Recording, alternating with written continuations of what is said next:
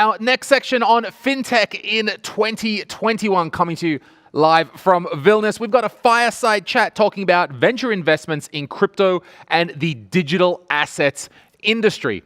So we're going to be having a discussion looking at what are the issues about transparency on the blockchain, how is that affecting investments. We're going to be talking about how much of the blockchain is hype, what's up with the speculative market right now. How can this speculative and very volatile market be made more bearable for your regular investor? We're going to look at the effect that founders have as well, and that their presence adds, and how does it add credibility to a particular investment. And of course, we need to reflect on NFTs and how they are changing and what is their real purpose in the marketplace today. Our moderator for this session is Uldis Teiraudkalns, and he is CEO of NextPay, a Vilnius-based fintech startup providing banking infrastructure for the digital assets industry. He's also co-host of the podcast Pursuit of Scrappiness. It's a podcast based in the Baltics, talking to different entrepreneurs and startup founders to give them very practical advice for the future. Uldis, are you there, sir? Can you hear me? How are you today? Hey, doing great. Doing nice good. to be here. Nice, thank you. Are you looking forward to the talk? Everything's good? Yeah, indeed. I'm excited. Okay, very nice. Well, without further ado, let's do it. Let's start the discussion.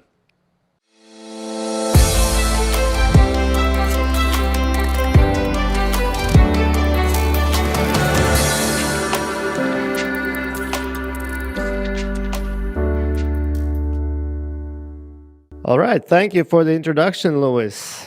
So let's kick off this chat today about venture investing in crypto. I have with me Sang H. Lee. Hey, Sang. Hey, guys. Hey, everyone. So Sang is the CEO and co-founder of a digital assets management firm, Vega X Holdings. And he's formerly an investment banker at BNP Paribas. Coming from New York, now working a lot in Seoul, in Korea. So he's here to join me to chat about investing in crypto today. How are you, Sang? How are things in Korea? Good, Uldis. Things in Korea are really interesting right now, right? Like the regulatory regime is changing around crypto. The regulatory regime is changing around COVID. So it's a very dynamic time, to say the least, right now in South Korea.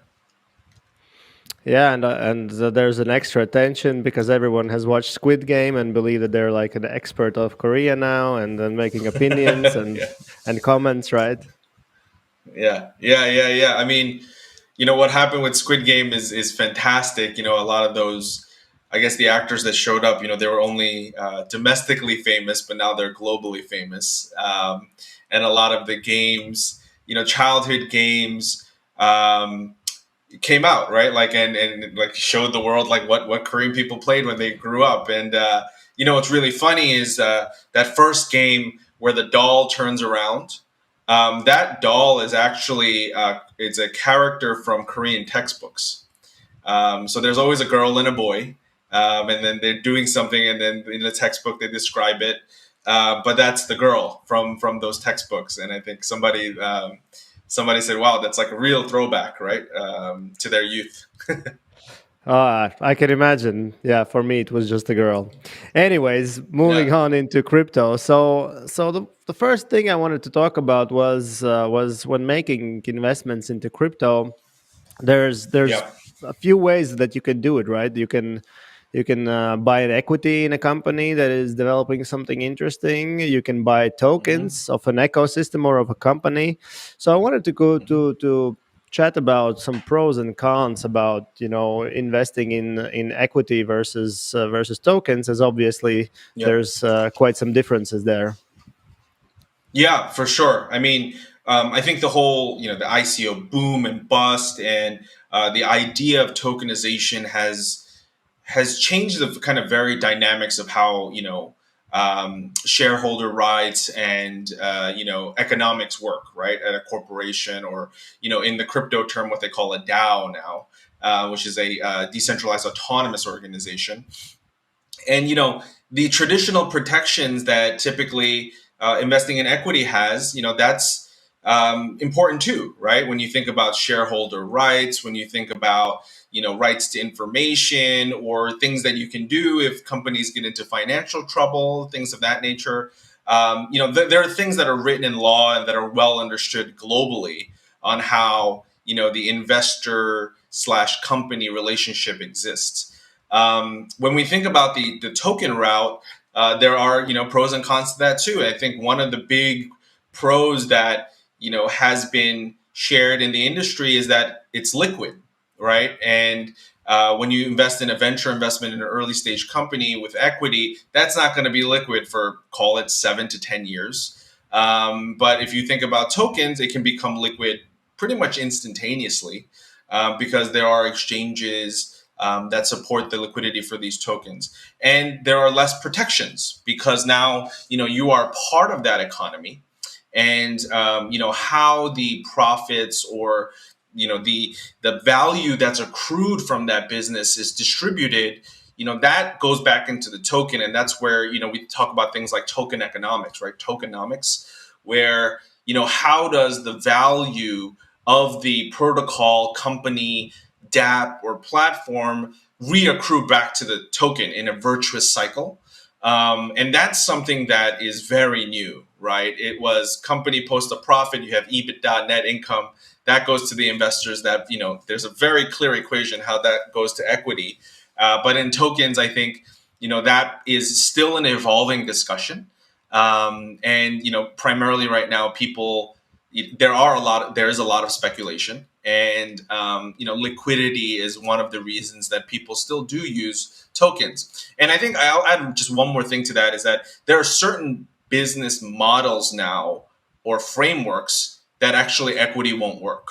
When we think about like decentralized smart contracts, or DeFi, which we'll talk about later, where things aren't being done by a company, but it's being done by code.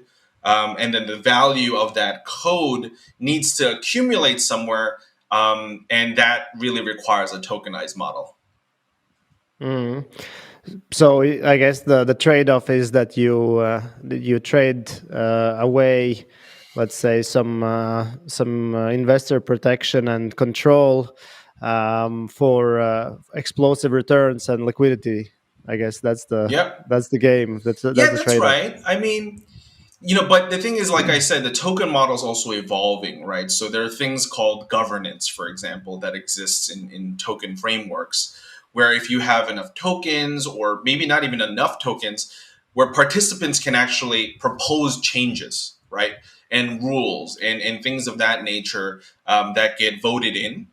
So in that sense, it's almost more democratic, that everyone kind of has a voice in the business, except like in traditional equity investments, small investors sometimes get less rights or less information rights, right? And the big investors get a board seat, things like that.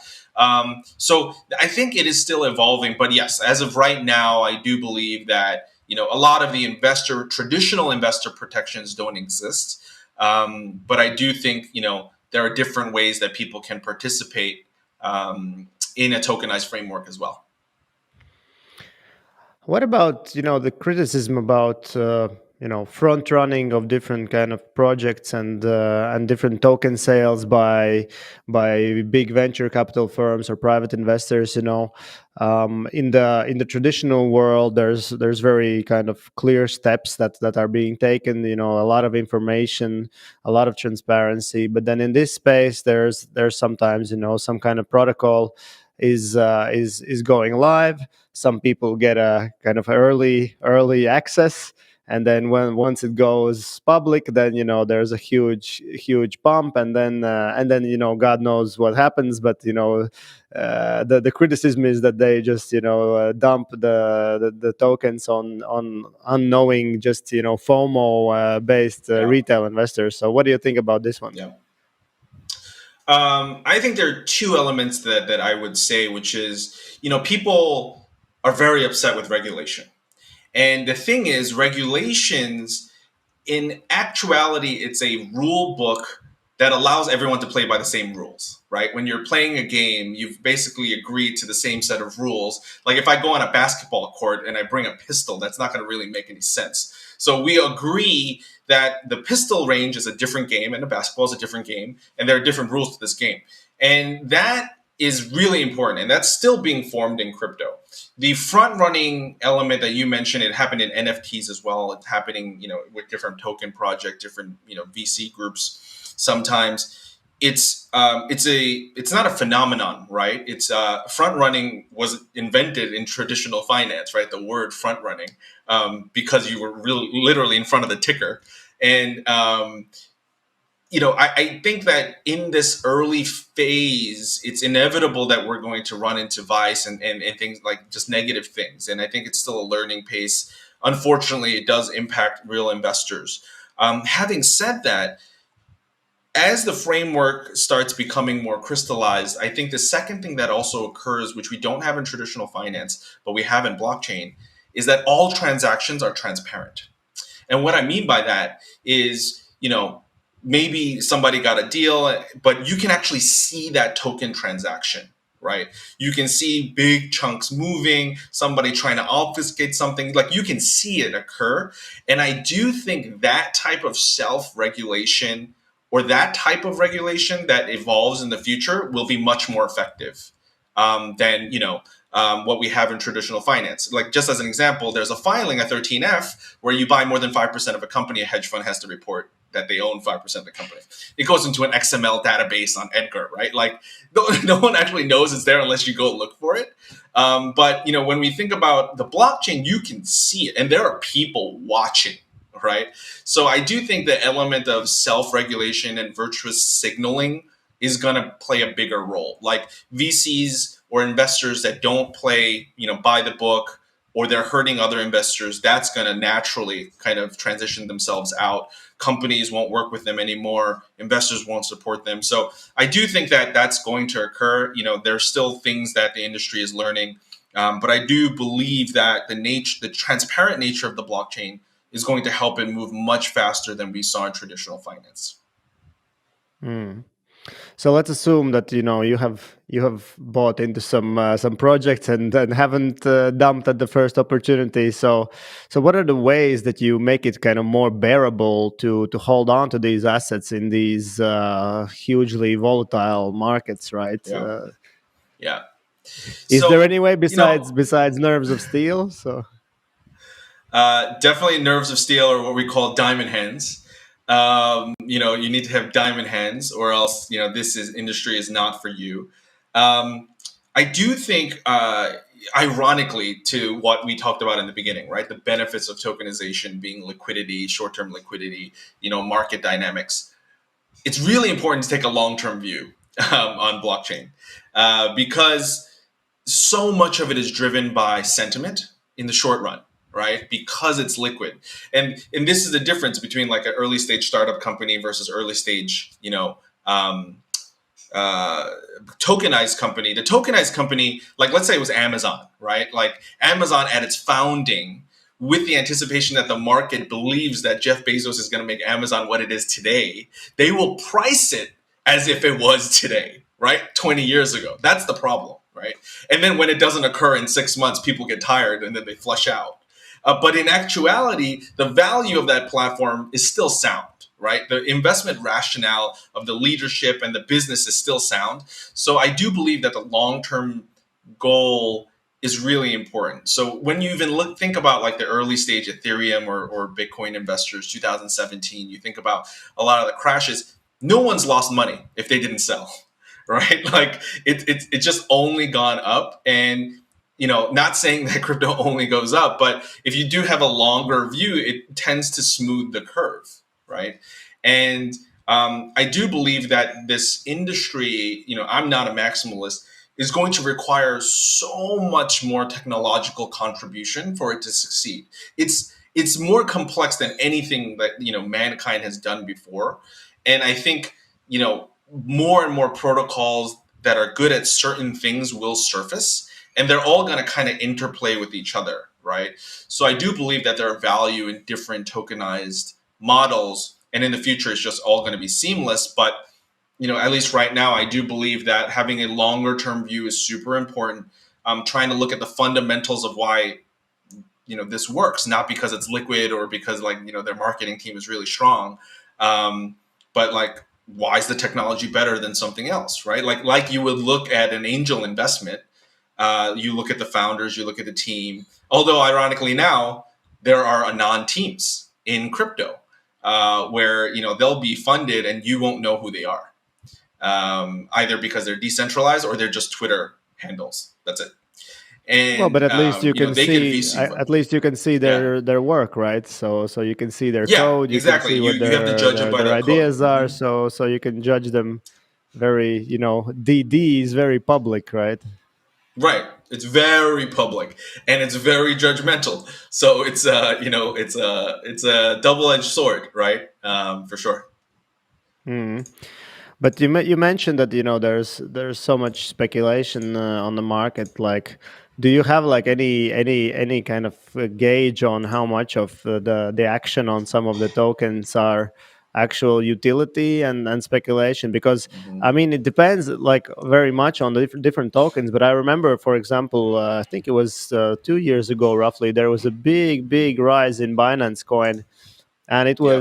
it was when they started those initial exchange offerings in which you could only participate with Binance Coin. So Yeah. Yeah. that demand was real, right? So people just Yeah. bought it to be able to take part. But then on the other hand, there's things that where you feel that there's almost no business happening.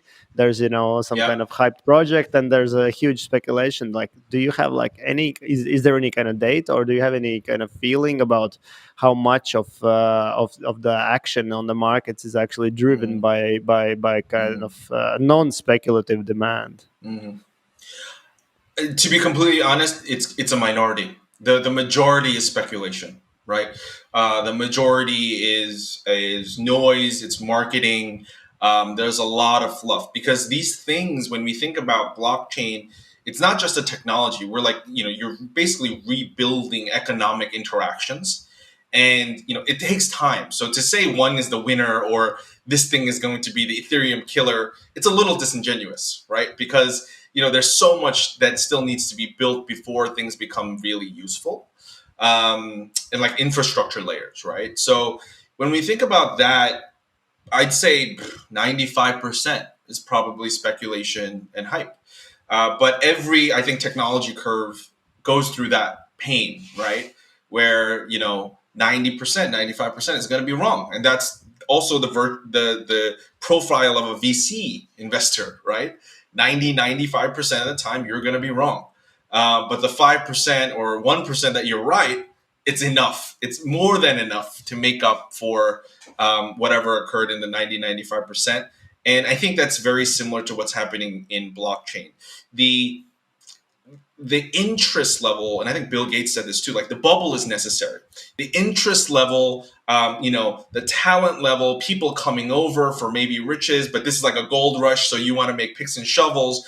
But you need everyone to come over in order to build that infrastructure, right? Even if it's wrong a lot of the time, you need that talent there, you need the capital there. So I don't believe it's necessarily a bad thing. I just think it's a completely new phenomenon because the assets are liquid. Before, when the assets weren't liquid, you couldn't see the losses.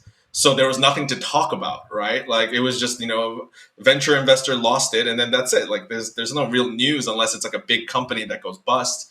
But here it's like you see the token going to zero, or or somebody absconded with the money or something like that, right? And those kind of things I think are very unfortunate. But I do believe that the 5 to 10% that are building real things are going to be bigger than anything that we can imagine.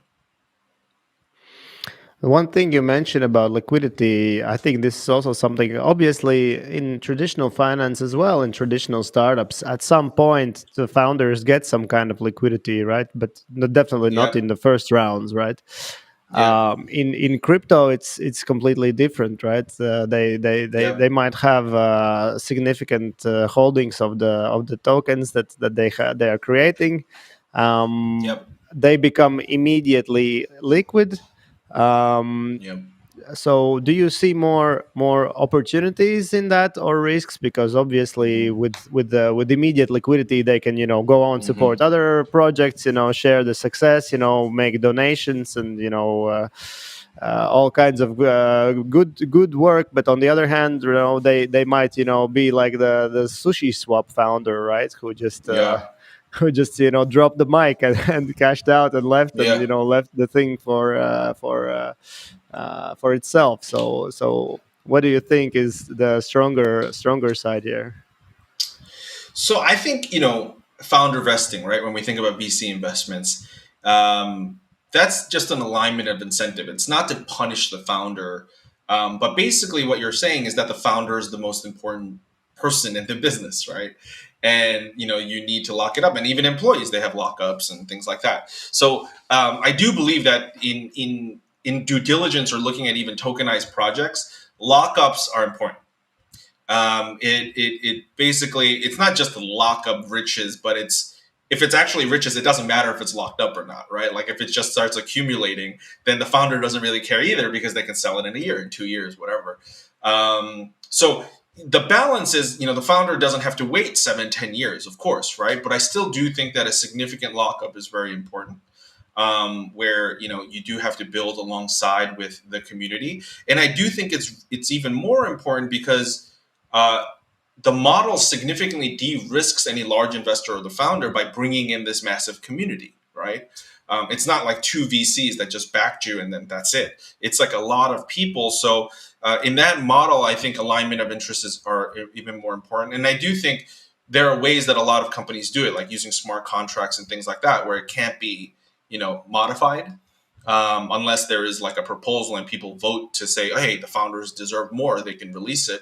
But otherwise, like, lockups, I think are important. And in this case, like before, you can see the tokens, right? Like you can see if people are trying to finagle it or move it, and then there's uproar. So, but I do believe that the immediate liquidity is not the right path in the token model.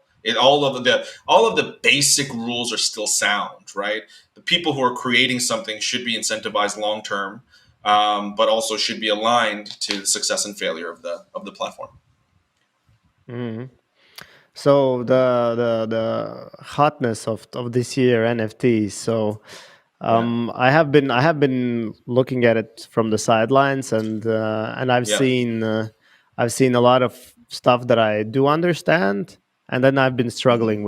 with a lot of stuff, and I've been struggling with these pictures of rocks and apes and all of that stuff, which is kind of like completely useless, kind of on the Yeah. first glance. And then a couple of weeks ago, I read a Twitter thread from Jason Yanowitz from Blockworks, which kind of Hmm. started making me shine some light. Maybe you have looked a bit more into it, and are Yeah. are is there value beyond the speculation on those NFTs? Let's not talk about artists, people or some kind of specific, Hmm. like real Yeah. original stuff. Twitter Cases. first tweet by Jack Dorsey, but let's talk about Hmm. these completely random pictures. Yeah. Yeah. So I think it's not dissimilar from the ICO craze, right? It's a lot of people kind of playing copy and go on specific models. NFTs, it's not new. NFTs have been talked about for 6 years, at least. From a technology standpoint. And then actually, an early company is you probably heard of CryptoKitties. That was like that didn't make any sense like years ago. Like, why would you buy a fake cat and like take care of the cat or whatever? Well, But when people you still kind bought of think it. out, People still bought it. people still bought it. And I think, if you look at a little bit larger as to the purpose of an NFT, right? It's a digital representation of ownership of an asset. And that ownership cannot be obfuscated. Like it's not determined by a government office that says, I own this house as a title. I have the NFT and it proves that I own something. And right now, we only have it in the digital world, like the metaverse, if you will, right? And I think, art and these things, the reason that these things take off, and sometimes in tech, we say vice is the first thing, right? Like bad things are usually the first thing that attracts like new innovative technology because they have nothing to lose. It's like there's no intrinsic risk, right? If it works, it works. If it doesn't work, like we all know where VR, AR technology got the most backing, like early days, right? So when we think about NFT, it's kind of the same thing. Art and cartoons is really easy to understand. Really easy. But if I told you I was going to use an NFT model to tokenize real estate to create non fungible shares of a $100 million building, that would not be a very popular topic. And so I think what's happening in the market is that the audience is being drawn. It's this cycle, right? The audience is drawn to things that people understand, and then people who are building are like, oh my god, I can sell this and people will buy it, and it's just an ape or it's a rock or whatever. Kind of it defeats the larger picture of there's this massive technological shift into non-fungibility for blockchain, right? Like how do you create unique assets that are, you can't change it, you can't burn it, you can't mint it. Like how do you create these things in a way that actually has real world impact and potentially in the future impact in the metaverse? Then it starts making sense, right? This is the bubble concept again. We need it to come in so that people that are actually building really, have the firepower to build the stuff that's necessary in the future. But I do believe this is the same thing. 90% of these projects, it doesn't really make any sense. Some of them are cute. Some of them are not even attractive. They're like pixelated, bad pictures, right? And they go for a lot. And I think it speaks in a way. I'm happy for it because it speaks to how much attention blockchain is getting now on a global basis, and people are actually doing it themselves, right? Because you have to connect a wallet in order to get the NFT. So people are actually connecting wallets and stuff. So I'm like, all right, it's moving in the right direction. 90% of it is going to go away. It's going to go away in the next year or so. Now you mentioned a good one about this pixelated, but I guess I kind of gave up on determining what is good and bad when I spent my whole childhood fighting for each inch of resolution of improvement in the video games that I was playing, only for it all to be completely destroyed by my kid loving Minecraft. It was like, why do you like those blocks? Why do you have to go back like 30 years in graphics? So yeah, but, I mean, with these rocks, it's like you make a picture of rock on Ethereum. Somebody takes that same picture of rock and makes it on Solana, and that also the part that kind of confuses me. But I guess when you start thinking about how many people are involved in this area and how many more people are involved in the metaverse, then obviously where there's people, there's statuses, there's collectors, there's stuff that somebody has that you don't have, and then it starts making some kind of sense. Yeah, it's just for the art side of things, it's that factor, right? It's the status factor. Status factor plus, art has always been a way for large wealth transference, right? And that's a common way it's used in the traditional world as well. And I don't think it's going to be that dissimilar in NFTs, where a CryptoPunk is going to be $36 million. It's like, does it really matter that the CryptoPunk is $36 million? It matters that two rich people that have more than $36 million each want to transfer it to each other for liquidity, right? It's their own exchange. And that's the medium to do it with, the rare item. Mm. And finally, we didn't mention it too much. So the role of DeFi that is kind of playing out in these capital markets. You can lend your Bitcoin and borrow some other stuff to buy some NFTs, and there's a lot you can do. There's a lot you can do, and you can see on the rates of stable coins, right? How expensive it is to get stable coins as people buy and buy more crypto that is going up. So what role is DeFi playing now in the capital markets, and what do you think is going to be going forward? DeFi, as a concept, I think was initially created for the disintermediation of traditional financial institutions, right? That's that's the most important aspect of DeFi. It's how do you, which is Bitcoin, to start off with money, right? How do you decentralize money in a way that it's self incentivized to grow, but there is no single point of failure risk or moral hazard, printing more, burning, like doing whatever you want with money, right? Which destroys people's wealth. And then DeFi was an evolution of that, where we have the money now, like we have the E version of money. How do we bank ourselves, right? That's like kind of the big term. Is like, how do you bank yourself? How do you loan out money? How do I borrow money, etc. And right in the beginning, it was the chase for yield, right? Like, because if we just look at in the simplest way, you look at traditional finance, nothing is paying. Banks aren't paying interest. Equity markets, get out of here, right? Like it's a joke. And when we're thinking about all of these factors playing, people just want their money not to deprecate.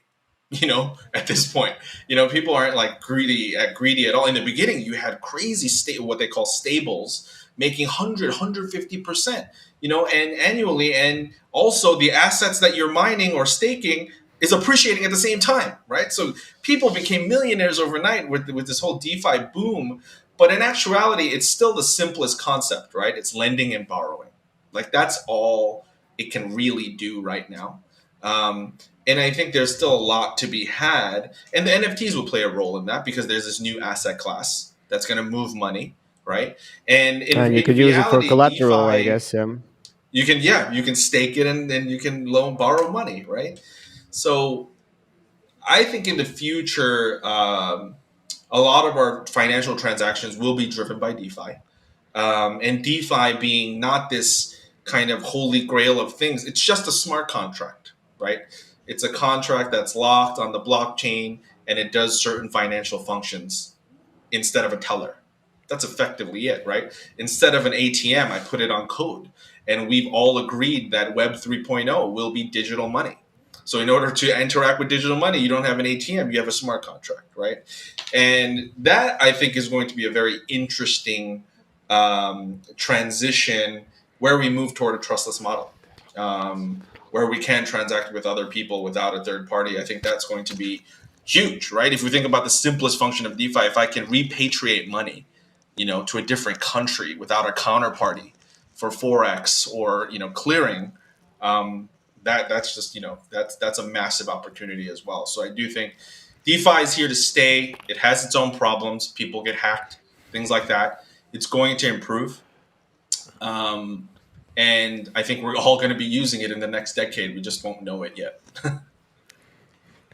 Hopefully, we don't have to use it on Ethereum, or Ethereum Yeah, fixes their. exactly. If Ethereum fixes their shit. I saw somebody yesterday paid $400,000 Yep. worth of Ethereum for a failed transaction. Yep. Well, It it's didn't nice even that go you through. have. It's nice that you have 400,000. Yeah. ether to blow. Let's call it like that. Yeah. Exactly. All right, so I think on this note we can wrap it up, and thanks Sang for sharing your thoughts. It was fun, Yeah, for and sure. and good It's fun luck talking. Okay. rocking those Thank you. markets. Thank you. Very Thank good. you. It was a pleasure. Thanks everyone for having me on. Uldis, thank you very much for your moderation of that session today, mate. I've got a couple of quick follow-up ones there. I'm really interested in this last content that came out about NFTs. Do you agree that like NFTs are just more like a proof of concept for when it actually turns out that they're representing a physical thing? Do you think that's going to be the real value of the NFT when we eventually decide it can represent something, ownership of something physically? I'm not so sure about that, because currently the most value and most action is happening with purely digital stuff, and there have been different kind of blockchain based initiatives to record ownership of physical assets or of real world assets. Potentially NFT is a good way how to solve that. But as the world is turning more and more digital, I think most of the value and of the action is actually going to be for stuff on the metaverse, as Sang mentioned it. Okay, I see where you're coming from with that. We need a way to show ownership online, and NFTs are one potentially very good way to do that. Talk a little bit more about one of the topics, which was the importance that founders stick around, and the importance of founders being involved to provide credibility for a venture, and that there's a balance there that we want our founders to stay around. This tells us that someone's got skin in the game, but it's also not very good if the founders are locked in for 10 years or longer as well. Talk about that balance a little bit. Well, it differs very much about what kind of founders are we talking about, right? If we're talking about founders of a centralized company, then obviously we are interested that they are, in it for the long run. If we're talking about somebody who came up with a decentralized protocol, we have a very good example in Bitcoin of a founder who just disappeared, and I think most people in the industry will agree. Thank goodness it happened that way, because now there's no CEO of Bitcoin to go to complain about something that you don't like. So everyone's kind of in the same boat and has the same rules and has the same incentives.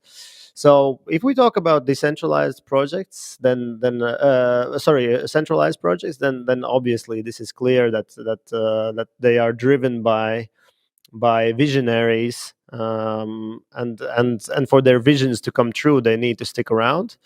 I think the crypto markets allow us for extra benefits of and kind of relief of being a founder. You can get to wealth faster.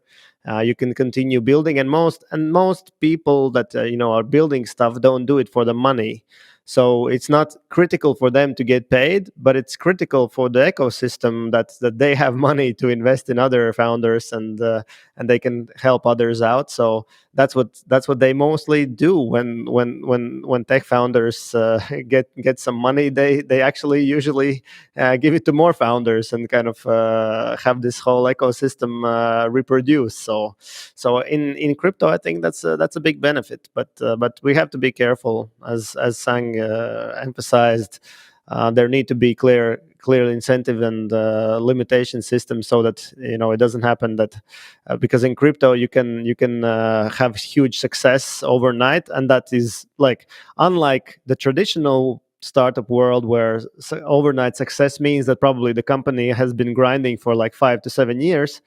In crypto, there is actual overnight success. There is stuff that didn't exist last week, which is worth hundreds of millions already this week.